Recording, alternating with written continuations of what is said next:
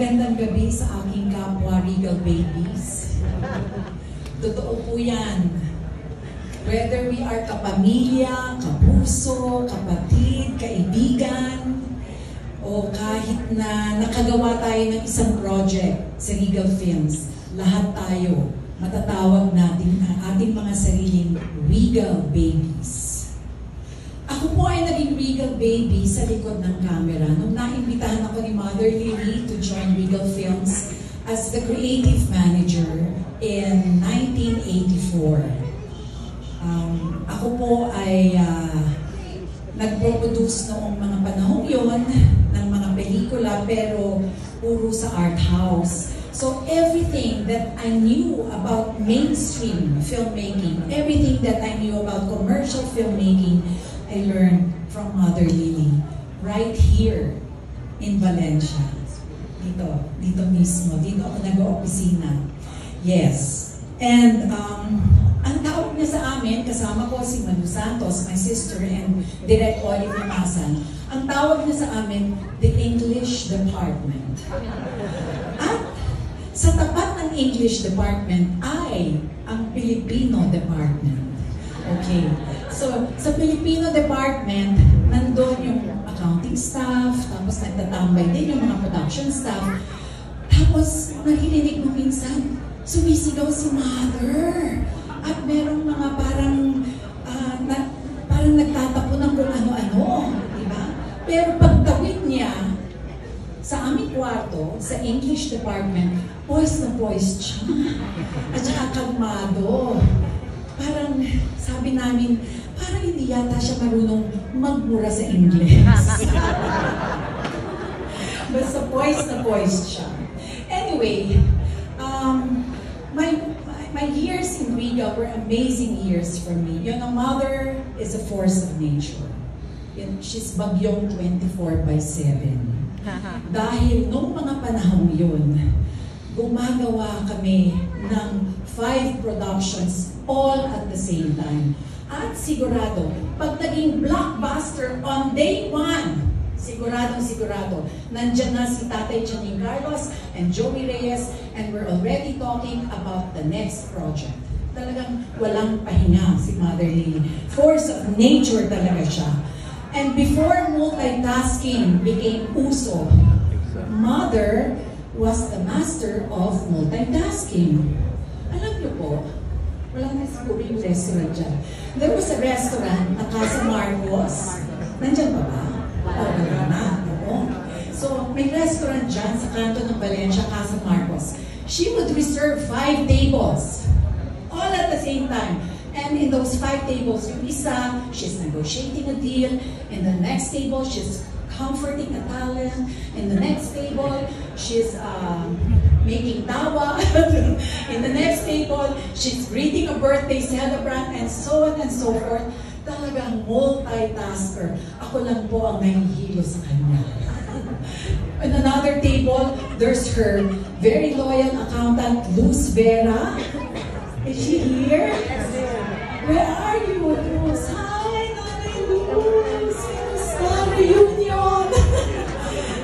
Anyway, so, nandun na sa isang table si Luz Vera. Naku, naghihintay para mapirmahan ng petty cash voucher. Mother also was not fond of reading scripts. And that was one of my assignments. I would read scripts to her from beginning to end. Meron kasi siyang master's bedroom dito sa office. So, yun, habang nababasa ako ng script, nag-exercise siya. Kain. Minsan nakahiga. So, for example, sasabihin ko, tumakbo na si Maricel. Sinusundan siya ng mga butos. Nung tumatawid na sa kalsada, may lumalabas ang taxi na dumaan. Tapos pagtingin ko sa kanya, ay, nakapikit na ang mata. Mother.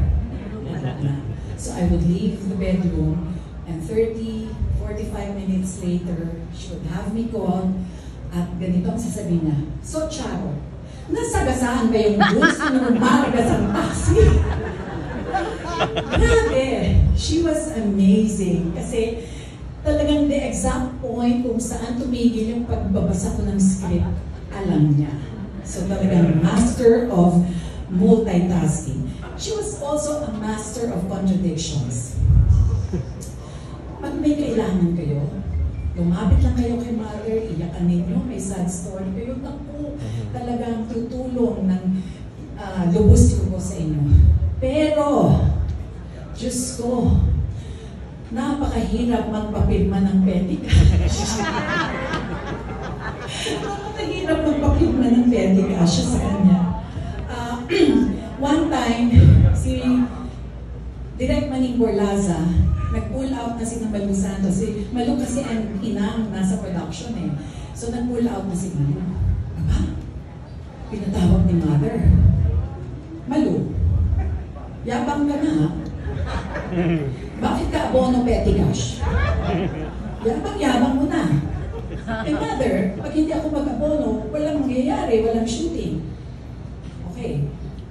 The following week, pinatawag na naman si Malu Santos. Malu, bakit hindi ka abono petty cash? Diba, she's really funny. I mean, and I say this with all fondness, diba? Yung nakakaloka, yung word na nakakaloka. Master of contradictions. Tapos,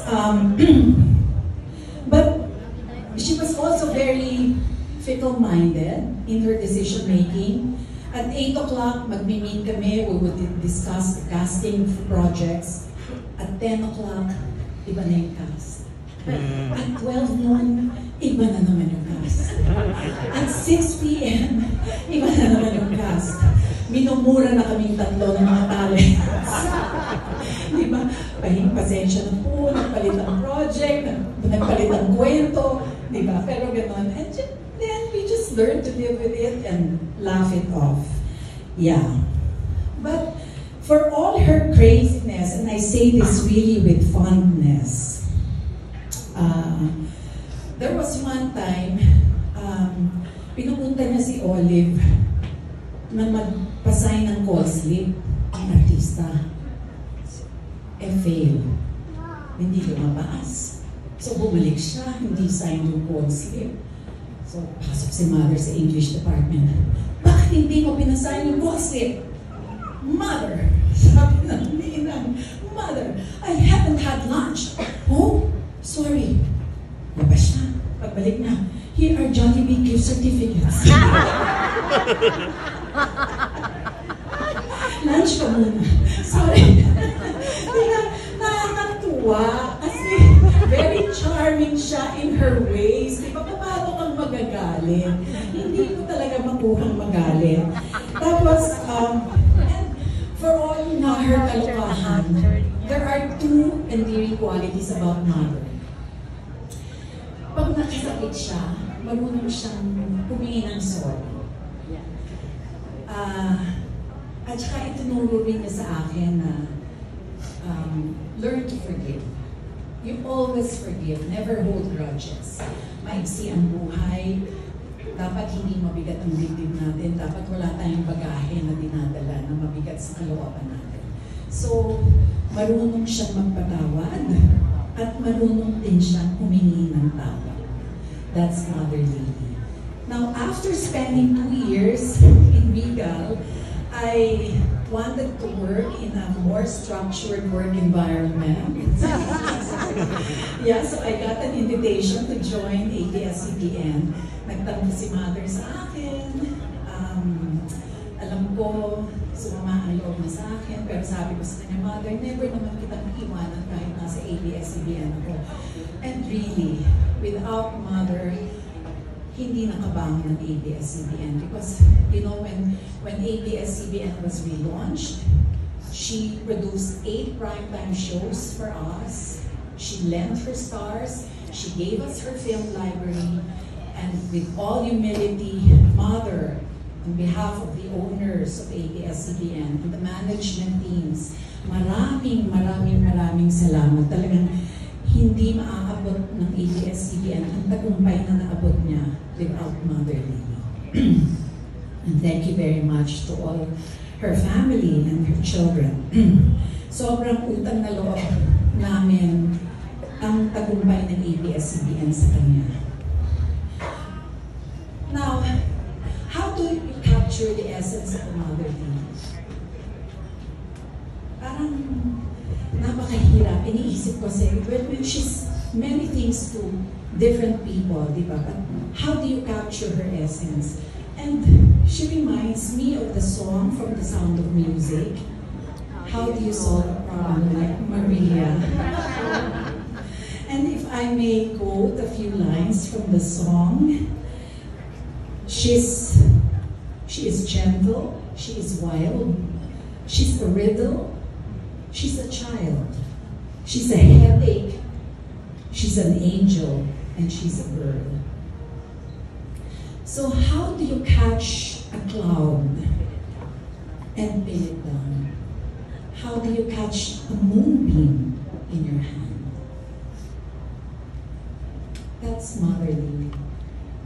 She's like a child to me, a child who grew up but never grew old. She's a movie fan, but is also a very astute businesswoman. She's a tough mentor with the biggest and most generous of hearts. That's Mother Lily. And she has mastered the world, she has lived a full life, and she invited us all to join her in that life. And she will forever be remembered and remain in our hearts. So thank you very much to the entire family for sharing your mother with us. She will live through you, through the children, and through each one of us na natulungan niya. Thank you very much, Mother Lily. Thank you very much. We love you dearly.